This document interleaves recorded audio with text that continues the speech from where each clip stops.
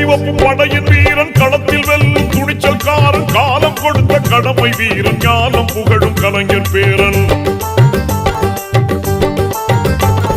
கருப்பு சிவப்பு படையின் வீரன் களத்தில் வெல்லும் துணிச்சல்காரன் காலம் கொடுத்த கடமை வீரன் ஞானம் புகழும் கலைஞர் பேரன் திருக்குவளையின் வழியில் வந்த தமிழ் குருதி